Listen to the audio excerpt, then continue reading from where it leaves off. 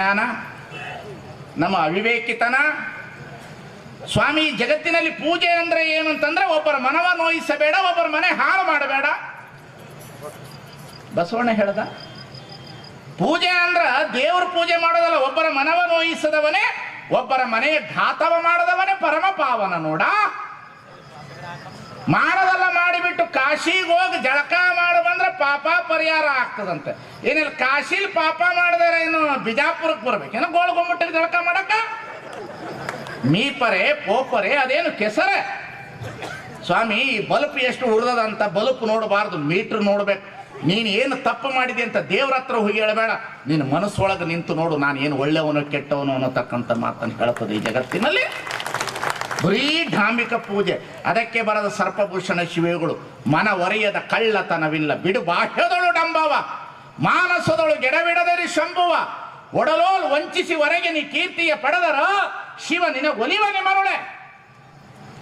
ಏನು ಮಾಡಬಾರ್ದು ಮಾಡೋದು, ಊರು ತುಂಬ ಎರಡು ಊದಿನ ಕಡ್ಡಿ ತಗೊಂಡು ಸುತ್ತೋದು, ಬುರ್ರ ಬುರ್ರ ಬುರ್ರ ಬುರ್ರ ಅಂತ. ಪೂಜೆ ಮಾಡಿದೆ ಮಾಡಿದ್ದು, ಸೊಸೆಗೆ ಸೀಮಣೆ ಹಾಕಿ ಸುಟ್ಟಿದೆ.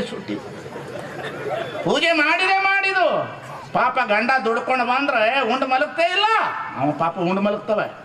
ಇವು ಕುಂತಾವಲ್ರಿ, ಇವು ನಮ್ಮೆದ್ರಿಗೆ ಹಾವು ಅಂತವ್ರಿ, ಮನೆಗೆ ಹೋದ್ರೆ ಸುಮ್ಮನೆ ಇರ್ತಾವ್ರಿ. ಇವು ಊರಿಗೆ ರಾಜ, ಮನೆಗೆ ಪಿಂಜಾರ ಆಗ್ಯಾವ ಇವು. ಜಗತ್ತಿನಲ್ಲಿ ಏನದ, ನಿಮ್ಮ ಮನಸ್ಸೊಳಗೆ ಹೋಗಿ ನೋಡ್ರಿ, ನಾವು ಎಷ್ಟು ಕಳ್ರಿದ್ದೀವಿ ಅಂತ. ಸ್ವಾಮಿನ ಹಿಡ್ಕೊಂಡು ಮಾತಾಡೋ, ಸ್ವಾಮಿನ ಹಿಡ್ಕೊಂಡು ಹೇಳ್ತೀವಿ ಭಾಳ ಸ್ವಾಮಿಗಳು ಭಾಳ ಹೇಳ್ತೀವಿ ನಾವು. ಏನು ಆಶೀರ್ವಚನ ನೋಡ್ಬೇಕು ನಮ್ಮದು, ನಮ್ಮ ಆಶೀರ್ವಚನಗಳು ಸ್ವಾಮಿಗಳದು. ತಿಳಿದವರು ತಿಳಿಯಲಾರದವರಿಗೆ ತಿಳಿಯದಂತೆ ಉಪದೇಶ ಮಾಡುವುದೇ ಆಶೀರ್ವಚನ. ತಿಳಿತಿಲ್ಲ, ನಾವು ಭಾಳ ಹೇಳ್ತೀವಿ. ಏನು ಹೇಳಿದ ಗೋಳ್ಗುಮ್ಮಟ ಕಟ್ಟೋದು, ಅದನ್ನು ಕಟ್ಟೋದು, ಇದನ್ನು ಕಟ್ಟು. ಏನು ಕಟ್ಟಿದೆ ತಮ್ಮ? ಗುಡಿ ಕಟ್ಟೋದಲ್ಲ, ಮಸೀದಿ ಕಟ್ಟೋದಲ್ಲ, ಮನಸ್ಸುಗಳನ್ನು ಕಟ್ರಿ, ಮಾನವತೆಯನ್ನು ಕಟ್ರಿ, ಮನುಷ್ಯನ ಬದುಕನ್ನು ಕಟ್ರಿ, ಕುಟುಂಬ ಕಟ್ರಿ. ಈ ಜಗತ್ತಿನಲ್ಲಿ ಕುಟುಂಬ ಕಟ್ರಿ. ಇವತ್ತು ಕುಟುಂಬ ಕಟ್ರಿ ಈ ಜಗತ್ತಿನಲ್ಲಿ. ಎಷ್ಟು ನನಗೆ ಅನ್ಯಾಯ ಅನ್ನಿಸ್ತದೆ ಒಂದೊಂದು ಸಲ. ಈಗ ನಾನು ಈ ಊರಿಗೆ ಬರಬೇಕಾದ್ರೆ ಭಾಳ ಜನ ಹೇಳಿರ್ಬೋದು, ಎದಕ್ಕೆ ಕರ್ಸ್ಯಾರ ಇವನ್ನ, ಎದಕ್ಕೆ ಬರ್ರಕತ್ತಾನ, ಏನು ಇಲ್ಲಿ ಬಂದು ಕುಂತಿರಲ್ಲ, ಇವ ಏನು ಹೇಳತ್ತಾನಂತ ಕೇಳಕ್ಕೆ ಬಂದು ಭಾಳ ಮಂದಿ ಕುಂತಾರ. ಇವನ್ ಏನು ಹೇಳ್ಬೋದು ಅಂತ ಕೇಳಕ್ಕೆ ಭಾಳ ಮಂದಿ ಕುಂತಾರ. ಅಂತವ ಇನ್ನೇನು ಮಾಡ್ಬೇಕು, ಮೊಬೈಲ್ ಹಿಡ್ಕೋತಾವ, ಒಂದು 100 ರೂಪಾಯಿ ಜೀನ್ಸ್ ಪ್ಯಾಂಟು, ಅರ್ಧ ಟೀ ಶರ್ಟು, ಬಾಯಾಗ ಒಂದಿಷ್ಟು ತಂಬಾಕು, ಪುಷ್ಕ ಹೋಗಿತ್ತಿರ್ತಾವ. ಏನಪ್ಪ ಅಂತವ, ಮೈಯಾಗ ರಕ್ತ ಇರಲ್ಲ, ಜೋಬಾಗ 100 ರೂಪಾಯಿ ರಾಕ್ ಇರಲ್ಲ ಮಗನ ಹತ್ರ. ದಿಮಾಕ ಈ ಜಗತ್ನಾಗ ತಮ್ಮ ಏನು ಕಲ್ತಿ ಬಾ. 280 ಕೋಟಿ ಇಸ್ಲಾಂ ಧರ್ಮ ಈ ಜಗತ್ತಿನಲ್ಲಿ ಒಂದು ಸರಾಯಿ ಅಂಗಡಿ ಇಲ್ಲ ಅವ್ರ ಹೆಸರಿನಲ್ಲಿ. 280 ಕೋಟಿ ಸಮುದಾಯ ಕಟ್ಟದ ಇಸ್ಲಾಂ ಸಮುದಾಯ. ಪ್ರವಾದಿ ಮೊಹಮ್ಮದ್ ಪೈಗಂಬರ್ ಕುರಾನ್, ನಮಾಜ್, ರೋಸಾ, ಜಕಾತ್, ಹಸ್ ಕಟ್ಟದ. ನಾನು ವಿದೇಶ ಸುತ್ತು ಬಂದಿದ್ದೀನಿ, ಎಲ್ಲ ಕಡೆ ಸುತ್ತು ಬಂದಿದ್ದೀನಿ, ಇಡೀ ಜಗತ್ತು ಸುತ್ತಿದ್ದೀನಿ. ಎಲ್ಲೆಲ್ಲೂ ಇಸ್ಲಾಂ ಧರ್ಮದವರು ಸರ ವ್ಯಾಪಾರ ಮಾಡೋದಿಲ್ಲ. ನಮ್ಮದು ಹಣೆ ಬಾರ, ದೇವ್ರನ್ನ ಶಿವ ಅಂತ ನಂಬಿಸಿವಿ, ಶಿವ ಅಂತ ದೇವ್ರನ್ನ ನಂಬ್ಯಾರ. ಹೊರಗೆ ಬಂದ ಕೂಡಲೇ ಶಿವ ಬಾರ್ ಅಂಡ್ ರೆಸ್ಟೋರೆಂಟ್. ದೇಶ ಕಟ್ತಾರ, ದೇಶ.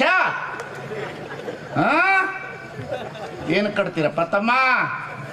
ಮೊದಲು ಈ ದೇಶದಲ್ಲಿ ಸರಾಯಿ ಅಂಗಡಿಗಳನ್ನು ಮುಚ್ಚಿ, ರಾಜಕಾರಣಿಗಳೇ, ಆಳುವ ರಾಜಕಾರಣಿಗಳೇ, ಮುಂದೆ ಆಳಬೇಕು ಅನ್ನಕ್ಕಂಥ ರಾಜಕಾರಣಿಗಳೇ,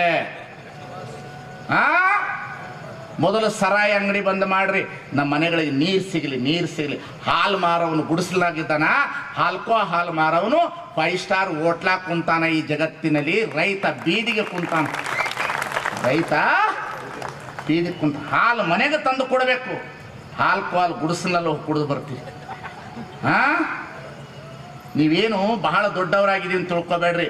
ನಮ್ಮಂಥ ಸ್ವಾಮಿಗಳಿಂದ ನಿಮ್ಮನ್ನು ಉದ್ಧಾರ ಮಾಡ್ಲಿಕ್ಕೆ ಸಾಧ್ಯ ಇಲ್ಲ. ಯಾವ ರಾಜಕಾರಣಿಗಳಿಂದ ಉದ್ಧಾರ ಮಾಡ್ಲಿಕ್ಕೆ ಸಾಧ್ಯ ಇಲ್ಲ.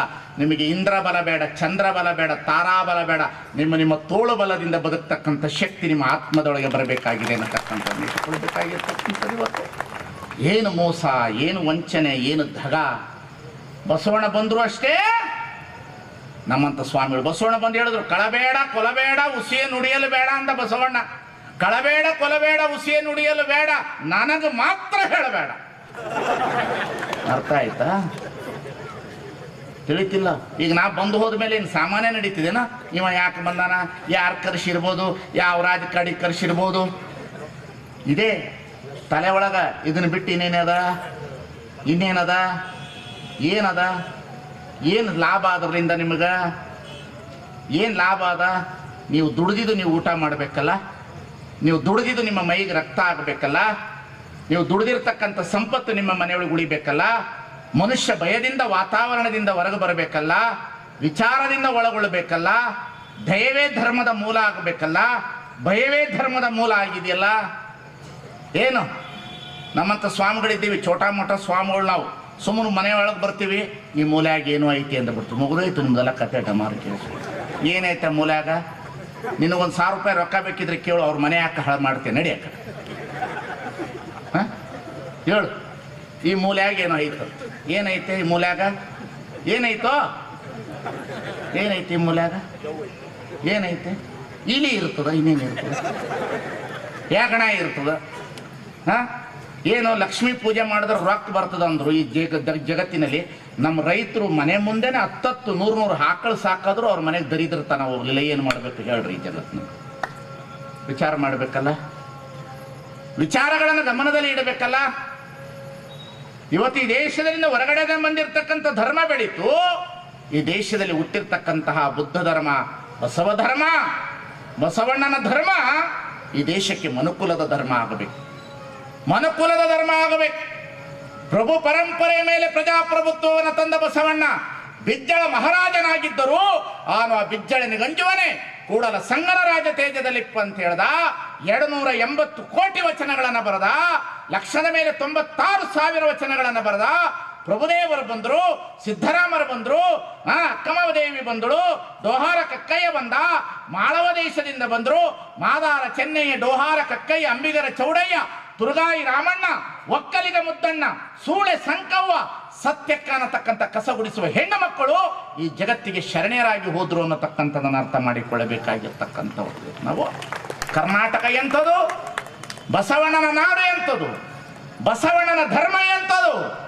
ಇವತ್ತು ಬಸವಣ್ಣನ ಧರ್ಮಕ್ಕೆ ಸೂರ್ಯನ ಮಧ್ಯದಲ್ಲಿ ಕತ್ತಲೆಯಾಗಿ ಬಂದು ನಿಂತಹ ಸಂದರ್ಭದಲ್ಲಿ ನಮ್ಮಂಥವರು ನಿಮ್ಮಂಥವರು ಅದನ್ನು ಎತ್ತಿ ಬಸವ ಧರ್ಮವನ್ನು ಮೆರೆಸುವ ಕಾಲ ಬರಬೇಕಾಗಿದೆ ಅನ್ನತಕ್ಕಂಥದ್ದನ್ನು ನಾವೆಲ್ಲರೂ ಅರ್ಥ ಮಾಡಿಕೊಳ್ಳಬೇಕಾಗಿರ್ತಕ್ಕಂಥದ್ದು. ಎಂಥವಳು ಸತ್ಯಕ್ಕ, ಒಬ್ಬ ಕಸ ಗುಡಿಸುವ ಹೆಣ್ಣು ಮಗಳು ಹೇಳ್ತಾಳ ಧರ್ಮದ ಬಗ್ಗೆ. ಅರ್ಚನೆ ಪೂಜೆ ನೇಮವಲ್ಲ, ಮಂತ್ರತಂತ್ರ ನೇಮವಲ್ಲ, ಧೂಪ ದೀಪಾರತಿ ನೇಮವಲ್ಲ. ಯಾವುದು ನೇಮ? ಪರದನ, ಪರಸ್ತ್ರೀ, ಪರದೈವಗಳಿಗೆ ಎರಗದಿಪ್ಪುದೇ ನೇಮ. ಇದು ಕಾಣಿರಣ್ಣ ನಮ್ಮ ಜಂಬು ಜಕ್ಕೇಶ್ವರನಲ್ಲಿ. ನಾನಿಲ್ಲಿ ಬಂದಿರುವ ಉದ್ದೇಶ ಇಷ್ಟೇ, ಇನ್ನೇನು ಅಲ್ಲ. ದಯಮಾಡಿ ಯುವಕರೇ, ವ್ಯಸನದಿಂದ ವಿಮುಕ್ತರಾಗಿ ತಂದೆ ತಾಯಿನ ಚೆನ್ನಾಗಿ ನೋಡ್ರಿ. ಭಾರತ ಹಿಂದೂ, ಮುಸ್ಲಿಂ, ಇಸಾಯಿ, ಲಿಂಗಾಯತ, ಸಿಖ್, ಕ್ರೈಸ್ತ ಎಲ್ಲ ಧರ್ಮಗಳ ರಾಷ್ಟ್ರ ಇದು. ಈ ರಾಷ್ಟ್ರ ಧರ್ಮಾಧಾರಿತವಾಗಿ ರಾಷ್ಟ್ರ ಮೆರೀಲಿಕ್ಕೆ ಬರೋದಿಲ್ಲ. ಈ ರಾಷ್ಟ್ರ ಭಾವೈಕ್ಯತೆ ಮತ್ತು ಅಭಿವೃದ್ಧಿಯ ಪರವಾಗಿ ನಿಲ್ಲಬೇಕಾಗ್ತದೆ ಅನ್ನತಕ್ಕಂಥದ್ದನ್ನು ನಾವೆಲ್ಲರೂ ಅರ್ಥ ಮಾಡಿಕೊಡ್ಬೇಕು. ಒಂದು ಪಕ್ಷ ಇಸ್ಲಾಮರ ವಿರೋಧಿಸಿ ಈ ದೇಶವನ್ನು ಕಟ್ಟುತ್ತೇನೆ ಅಂತ ಹೇಳಿದ್ರೆ ಆಗೋದಿಲ್ಲ. ಅಥವಾ ಇಸ್ಲಾಮರು ಹಿಂದೂಗಳನ್ನು ವಿರೋಧಿಸಿ ಈ ದೇಶವನ್ನು ಕಟ್ತೀನಿ ಅಂತ ಹೇಳಿದ್ರೆ ಅವರ ಕೈಯಲ್ಲೂ ಸಾಧ್ಯವಿಲ್ಲ. ನಿಮ್ಮಿಬ್ಬರನ್ನು ವಿರೋಧಿಸಿ ಕ್ರೈಸ್ತರು ಈ ದೇಶವನ್ನು ಕಟ್ತೇನೆ ಅಂದ್ರೆ ಮಾಡಲಿಕ್ಕೆ ಸಾಧ್ಯ ಇಲ್ಲ. ಯಾಕೆ? ಈ ದೇಶದಲ್ಲಿ ಕ್ರೈಸ್ತರೆಲ್ಲರೂ ಈ ದೇಶದ ಹಿಂದೂಗಳೇ. ಇಲ್ಲಿರ್ತಕ್ಕಂಥ ಹಿಂದೂಗಳೆಲ್ಲ ಮುಸ್ಲಿಮರೇ.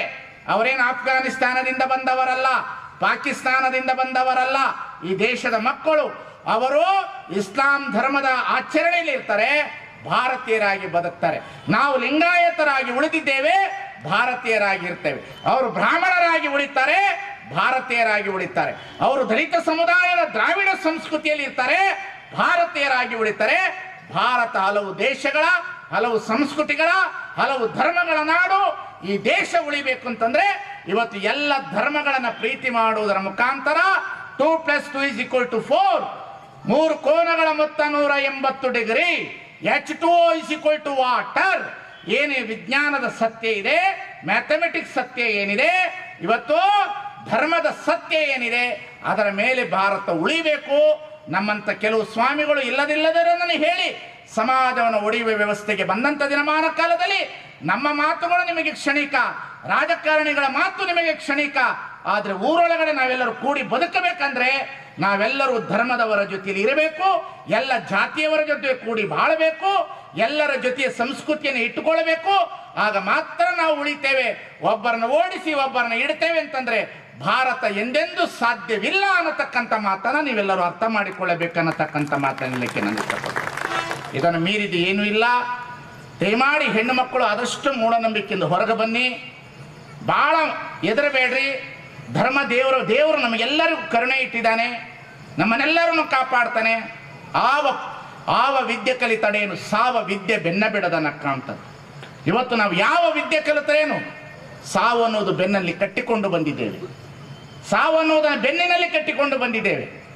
ನಾವು ಎಚ್ಚರದಿಂದಿರಬೇಕು, ಬಹಳ ಎಚ್ಚರದಿಂದಿರಬೇಕು. ನೋಡಿ, ನೀವು ಪ್ರತಿದಿನ ಊಟ ಮಾಡುವಾಗ ತಟ್ಟೆಯಲ್ಲಿ ಅನ್ನ ಹಾಕ್ತಾರಲ್ಲ, ಅನ್ನವನ್ನು ನಿಮ್ಮ ಕೈಯಲ್ಲಿ ಹಿಡಿದುಕೊಂಡು ಊಟ ಮಾಡುವಾಗ ಇದು ನಿನ್ನ ಬೆವರಿನ ಹನಿಯೋ ಪರರ ಕಣ್ಣೀರೋ? ವಿಚಾರ ಮಾಡಿಬಿಡಿ. ಸುಮ್ಮನೆ ಊಟ ಮಾಡುವಾಗ ಇದು ನಿನ್ನ ಬೆವರ ಹನಿಯೋ ಪರರ ಕಣ್ಣೀರು? ಬಹಳ ಚೆನ್ನಾಗಿ ಗಮನ ಇಟ್ಟು ಹೋಗಿ, ಬಹಳ ಚೆನ್ನಾಗಿ ಎಚ್ಚರದಿಂದಿರಿ. ಮುಂದಿನ ದಿನಮಾನ ಕಾಲದಲ್ಲಿ ಈ ದೇಶವನ್ನು ಕಟ್ಟಬೇಕಾದ್ರೆ ಹಿಂದೂಗಳು, ಮುಸ್ಲಿಮರು, ಕ್ರೈಸ್ತರು, ಕುರುಬರು, ಲಿಂಗಾಯತರು, ದಲಿತರು, OBCಗಳು ಎಲ್ಲರೂ ಕೂಡೇ ಬದುಕಬೇಕು. ಎಲ್ಲರೂ ಕೂಡಿ ಬದುಕು. ಇಲ್ಲ ಅಂತಂದ್ರೆ ಬಹಳ ತೊಂದರೆ ಇದೆ. ಧರ್ಮಗಳ ತಿಕ್ಕಾಟ ಬರ್ತಾ ಇದೆ. ಧರ್ಮಗಳನ್ನು ಒಡೆಯುವ ಮನಸ್ಸುಗಳು ಬರ್ತಾ ಇದೆ. ಧರ್ಮಗಳನ್ನು ಒಡೆದು ಆಳುವ ಮನಸ್ಸುಗಳು ಇವತ್ತು ಸಮಾಜವನ್ನು ಕಟ್ಟಲಿಕ್ಕೆ ಪ್ರಯತ್ನ ಪಡ್ತಾ ಇದ್ದಾರೆ. ಇದನ್ನು ಮೀರಿ ಇವತ್ತು ನಾವು ಬರಬೇಕಾಗಿದೆ. ಇವತ್ತು ಬಸವಣ್ಣನ ಧರ್ಮದಿಂದ ಮಾತ್ರ ಸಾಧ್ಯ. ಬಸವಣ್ಣನ ಧರ್ಮ ರಾಷ್ಟ್ರ ಧರ್ಮವಾಗ್ತದೆ. ಈ ದೇಶವನ್ನು ಉಳಿಸಿದವನು ಅಂಬೇಡ್ಕರ್, ಈ ದೇಶವನ್ನು ಉಳಿಸಿದವನು ಬಸವಣ್ಣ.